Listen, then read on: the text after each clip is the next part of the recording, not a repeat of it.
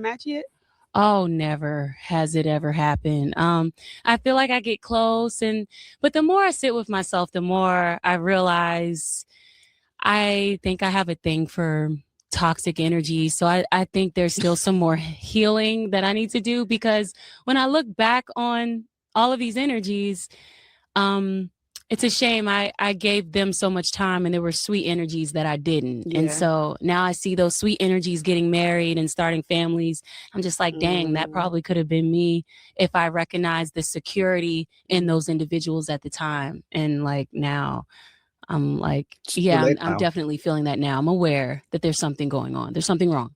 What do you think it is that attracts you to like toxic energy? I think they just seem really exciting at first. The chemistry is incredible. And they don't even always be fine. It's not even that like they're sexy or something. I mean, well, they're sexy, but they don't be the finest things I've ever seen. Yeah. It's just an energy. It's sometimes it's convenience, what we talk about. A lot of the sweeter energies that I felt like weren't for me. I felt I could see myself falling asleep a little bit on the phone. So I don't know if that's like if boring is good or not. Like I'm trying to figure out what that means. Like it's the thrill. See, they call good men boring, and then they find out later that the good men are the stable ones. Yeah, it's the thrill of it. Yeah, what's absolutely. Your sign? Aries. Oh yeah, fire what's sign. Yours? I'm a Leo. Oh, we the same person. Oh my god. Yeah, Leos. Yeah. So, shout out to Leo. The Let me get Dr. J up here. Dr. J, can you hear us? Yeah, I can hear you. All right, cool. All right, so everybody good? Everybody can hear everybody? Yes, everybody sounds good. All right, cool. So I'm gonna lob it to Shampoo and then we're gonna open it up to anybody popcorn style. What do y'all think about Ari Lennox saying that she's still, meaning that this is not something that's new, this is ongoing, this is something that she's choosing to be a part of. She's still attracted to toxic men. What do you think about that, Shampoo? I think that she was honest, and most importantly, she was honest, and she's not denying. She's not denying what she likes, but she's starting to feel ashamed as she's getting older. She's starting to get ashamed of what she likes, and I would advise her to don't deny yourself happiness. If you're happy in a toxic relationship, just know how to deal in that type of relationship. That's stupid. You know what I'm saying? Just do what makes you happy. But she seems like she's like, I should have took the sweet guy. And the sweet guy is not going to get you wet. That she just said it just now. You know what I'm saying? She's sliding around with the toxic guy, but the other guy, she's going to fall asleep. She's dry.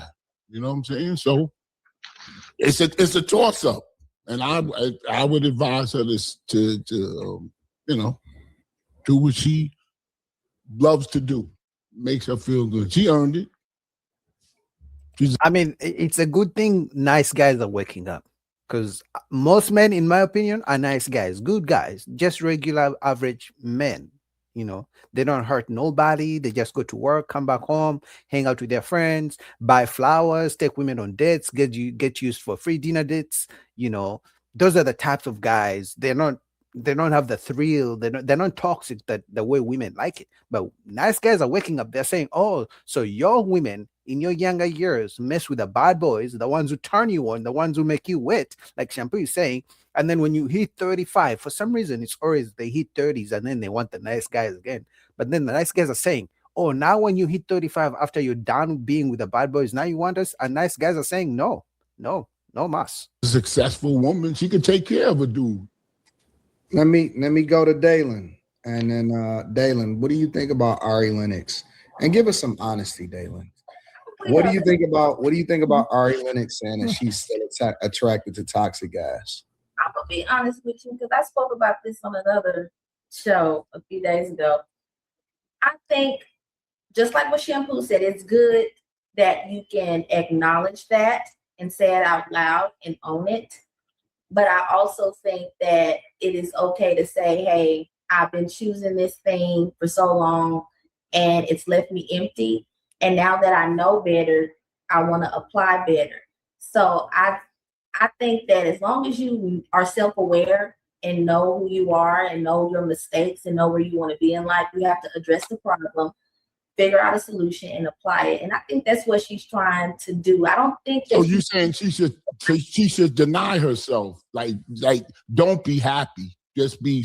You know what I'm saying? I think that sometimes women confuse like lust with love, and the whole wanting toxic things, especially in relationships. It's like that emotional intensity in the beginning that people are attracted to, and they don't. It's like you get that fast dopamine and that rush in those type of situations, but it leaves you with nothing. So as you get older, you want more in life. You want more stability. Wow. So now she's coming to that realization that, hey, fun time is over, playtime is over. It's time. So she has to force herself to be with somebody that's not going to make her happy. That's what you're saying.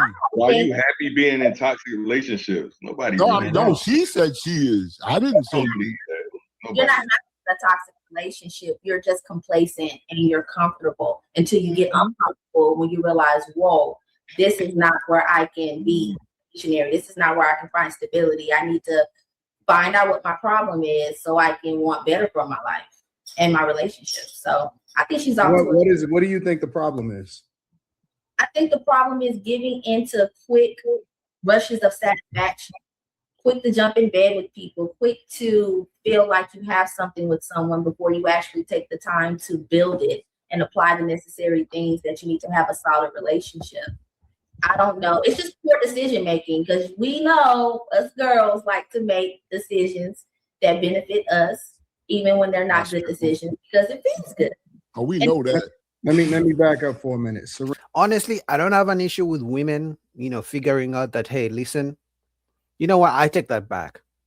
I was gonna give women a benefit of a doubt, but I take it back. You know why? Because they don't give men a benefit of a doubt. So because women know what they're doing when they're doing it. So them realizing at 35, at 45, usually after 30, that, hey, I was messing with bad boys, now I want nice guys. They knew what they were doing back then, because there was a difference between the good guy, the nerd, the boring guy. Even they call them boring for a reason. Oh, he's a good guy, but he's boring. They knew he was the good guy, but they chose the toxic guy because that's what they wanted. So you know what? I'm not giving them a benefit of a doubt. They knew what type of bed they were laying in, they were making, and they laid in it, and that's it. So as long as they don't try to force nice guys at 35 to want them, yeah, you can, try to say, oh my God, they are holding each other accountable. They're holding themselves accountable. Sure. But now nice guys don't have to deal with them. Trinity, everybody mute up. If y'all can, because sometimes it provides feedback and it prevent the person from being able to be heard. Serenity, one of the things that she said was when she talks to guys that's not toxic, she fall asleep on the phone. They boring, and it's just not a thing. What do you think about that? Maybe it's a compatibility thing. I think sometimes one person's interests are simply just not another person's interests, right? So I can give personal examples. I'm dating a person and they like anime, for example. I can't have any conversations beyond Pokemon. So it could simply be that, or it could be where the individuals are in their lives, right? It depending on, there's so many different factors like age or career or passions or hobbies. I honestly think if you're truly interested in a person, usually you're wanting to know more about them. So you're going to be asking more in-depth questions about the faith that they practice or the things that they're passionate about. And so I think it's just simply a lack of depth, and then also a lack of compatibility. And she's admitted she's been picking the wrong guys. So not just acting quickly when it comes to sexual activities, but also failing to ask those necessary questions or those important questions to get to know someone. I'm sure we've probably all been on dates where you're sitting across from your counterpart and they're failing to ask the important questions sometimes. And that's where the boredom begins, because now it's almost like a disconnect. you're speaking Chinese and I'm speaking patois, and now we don't understand each other and I'm bored. But All you right, said- so we gonna give me a second, y'all. So we're gonna go throwback a couple weeks ago. We're gonna be going full screen sometimes when people are having extended conversations, so that everybody can focus on the thing that the person is saying. Serenity, let me ask you a follow-up question. When you say that you talking to a person that is into anime and you can't speak beyond Pokemon, right? Mhm. Is that something that you're forcing yourself to have to accept, or is that something that you feel as though like it's just natural? Like, you know what I'm saying? Like you dealing with somebody, obviously, that their interests is completely different than what your interests are. Is that a sacrifice for you, or is that something that you just naturally adapt to? I think it's more of an adaptation. I don't think it's necessarily a sacrifice. I think a sacrifice is you doing something that you can't come back from. For example, like a woman sacrifices her body to have a baby for a man. So I think it's, if you're truly interested in a person. No, she doesn't sacrifice her body to have a baby for a man. She's having a baby because she wants to have the baby. Otherwise, she wouldn't get pregnant. That's taking away accountability from a woman making her own choice to get pregnant, but also to keep the baby to full term. She's not sacrificing anything. She chose to do that. Person, then that's where those in-depth questions come in. Like, hey, you know what? I don't know too much about anime, but teach me. And let's start with how you got into anime, why you're so passionate about it. And those types of in-depth questions show interest. And then sometimes that sparks and builds compatibility, because sometimes it's not an instant connection. Sometimes it's something that has to be built upon. And that's my opinion. That's fair. Yeah, but I think also people focus too much on having the same types of interests. And for the most part, I think women do this all the time. For example, a man may find a woman, if she looks good and she doesn't like soccer, she doesn't like football, she doesn't like basketball, and the things she likes, he doesn't like, most men will be okay with it. But for some reason, women expect to find a man who likes everything she likes. And if he doesn't like 9 out of 10 things she likes, it's an issue. You feel me? So I think for me, it should be the foundational values rather than your interests. If you share the similar values, I think that people could work together. But women want a perfect man, and women want a man who's almost like their girlfriend. Destiny, thoughts? I will say it's kind of funny because she was one of the ones that kind of rejected what Kevin Samuel said. She even name dropped him in a song before. And I really like Ari Lennox as an artist. Like I like her music. But I think essentially what it is, they're toxic. That's why they like, I mean, you are what you attract in some, senses. So they don't know what type of conversations to have with somebody who's not toxic. You know what I'm saying? Because me personally, like, if I'm interested in somebody, like, I can't stop talking. Like, I got questions upon questions. Like, what do you mean you falling asleep? Like, I feel like as women, we're very social beings, so we should be able to hold a conversation, even if the man can't. You know, sometimes you have to pull certain things out of men because they don't feel comfortable, especially if you're a stranger to them, you know. I just think maybe she's in a spot, she's not willing to not be toxic, or she probably don't even know what a good men are. Like, you know, what that looks like, what they be. I personally think any person that you would be interested in would be the places that you would like to go. So whether that's going to the library or, you know, like this little stuff like that. Like you like to go yoga class, you know, like, I don't know. Well, no, ain't no men doing yoga, but I don't know. It's just, Yeah, but when y'all say the wrong man, like she's picking the wrong man, but it's not the wrong man for her. You said the wrong man for you, but for her it's the right man. I agree, and that's why I'm saying I'm not going to give women a benefit of a doubt, because sometimes we say women pick the wrong man, but in actuality, women are picking the man they want for that moment.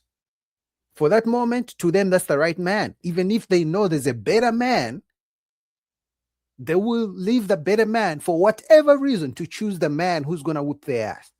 So I stopped giving women a benefit of it when we talk about, oh, these women are picking the wrong man, that they're walking, that they're not choosing the nice guy, the good man. No, they're choosing the other bad boy for whatever reason. They're choosing that type of man at that moment. They're choosing the right man for them at that moment. Now, if later they come on and they say they want the nice guys don't have to take them up. About it. She still I know. That's why I don't understand that, because people are getting in her head to say that she should complain about it. Like, you know what I'm saying? It's her friends and, like, you know what I'm saying? You got to But get she out has of that. always, I don't know if anybody on the panel that, the women that like really like stay in tune with her, but she has always, she used to be one of the celebrities that always went live, always talked about her personal relationships with men. Mm-hmm. I mean, it could be a sense, maybe she don't respect men, maybe she only want to get what she can out of the men and she send them on her way. Like, you know, and that's fine. If you want to be that type of woman and you want to deal with men and you want to deal with them, right. Like, but see, they don't, like Kevin Sam said, by the time you hit that limit, now you want somebody to settle down with, which ain't nothing wrong with it. But don't put it on the other person, put it on yourself. Take some accountability. Oh, which she did. But yes, she did.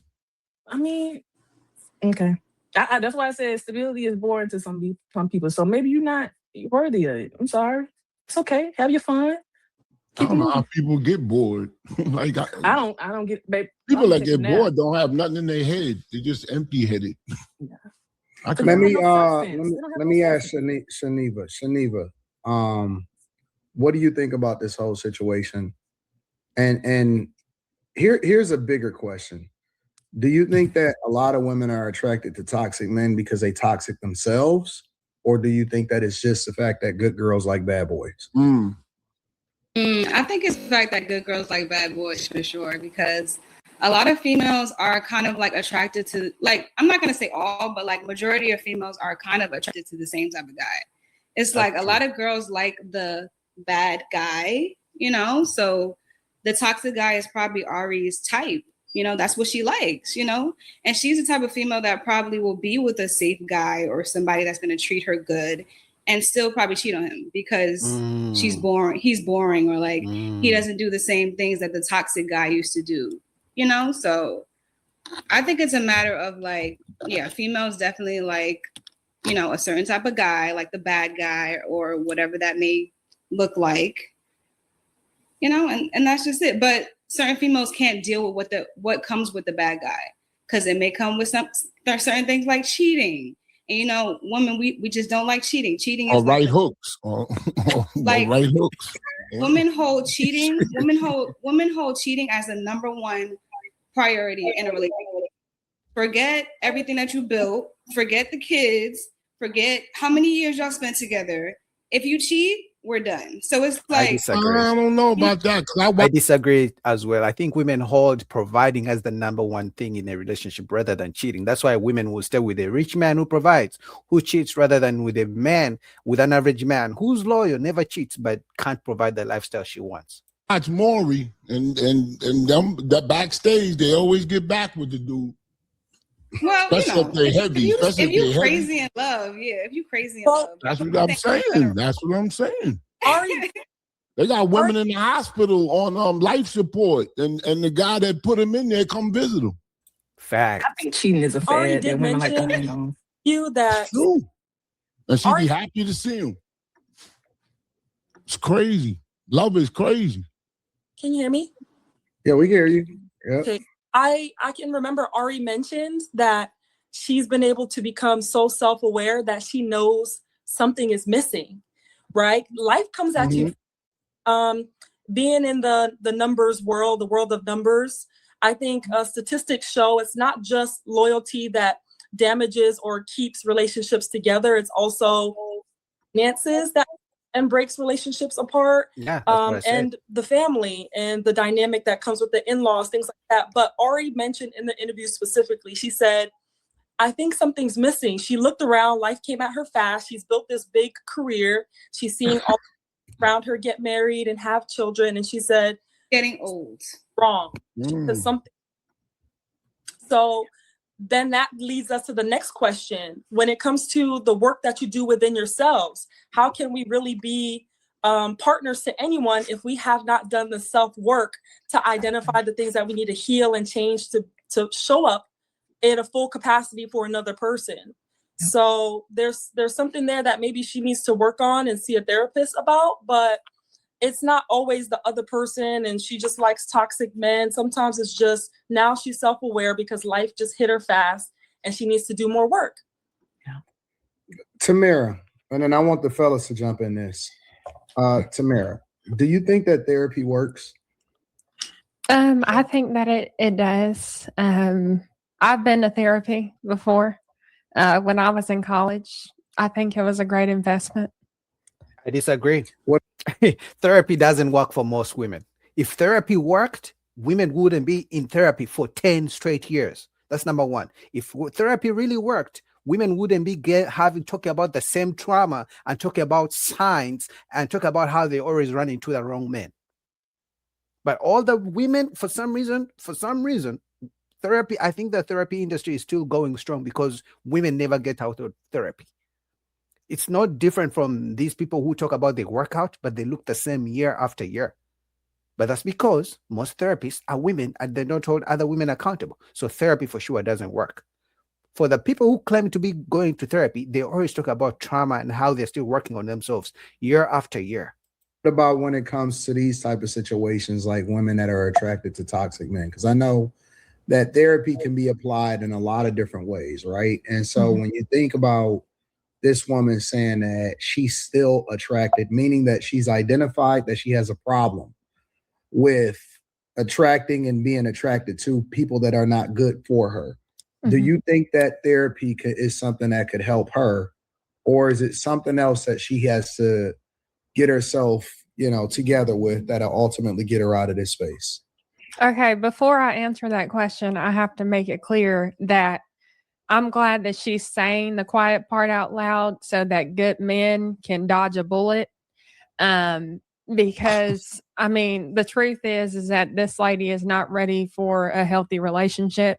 And I'm just glad she's letting everybody know that, because I'm tired of good men going through situations like this where they're being mistreated, or they're dealing with someone like her and then they're scarred and don't want to be with a good woman. So I just want to say that first. And as far as will therapy work for her, it will work if she works it. You know what I mean? Like if she's open to getting the help, then maybe it will work for her. Seems to me like this may be a maturity issue. And, a therapist can only do so much. A therapist is not God. And a lot of people, overuse therapy. You can go, they can give you some tips and things like that. But at the end of the day, you have to grow up and become adults. I agree. Adults don't act like children and, go based off of fun and instant gratification. So I don't know. It may work for her. It may not. If she's open to it, it just really depends on her and what her goals are. If she's just wanting to go to a therapist just to talk to somebody and, for somebody to hear her out or validate her, which a lot of women therapists especially do, then literally that's what I'd say. Shout out to Tamara. I haven't even watched this full video. I'm reacting to this in real time. That's why I told you most women go to therapy because they want somebody to talk to validate their feelings. And therapists also want to make money. So what do? They know if they try to hold the woman accountable and give her steps and a plan to change who they are, the women won't come back. We're going to be honest. So what do most therapists do? They'll just pay me and I'll listen to you talk your bullshit. And the issue is most women go to female therapists or to women therapists, but those women therapists are also going through the same shit these women are going through. So guess what? They trauma bond. Let's say they talk about relationships. Yes, it's not you, it's the man, because the female therapist is going through the same shit. So they're going to trauma bond, trauma dump, and it's going to be a happy relationship that's going to last forever and ever. And you find out the woman has been in therapy for 15 years and nothing has changed. Therapy is not going to work if she goes to therapy. Now, if she goes and she sees a man therapist, which is what Kevin Samuels recommended, which is what I did, just to, talk, get some life tips and things like that and become a better person, a man therapist may tell her the truth. But it sounds like she may not be even open to the truth because she's dating these toxic men for a reason. And they're probably telling her what she wants to hear if we really think about it. Facts. So, I mean, I don't know her personally. This is my first time hearing of this young lady, but that's my take. That's what's up. Fellas, what are y'all thoughts? Y'all heard all of the ladies. Wanted to give them the opportunity to be able to say their piece and give their perspective. And ladies, feel free to jump back in. But fellas, what are y'all thoughts? So for me, I don't think nobody addressed the elephant in the room. I remember reading about Ari's relationship with her father. He was estranged, abandonment issues, all of this childhood trauma, to the point the young lady just made is that I think she does need to seek some type of therapy to kind of get over that.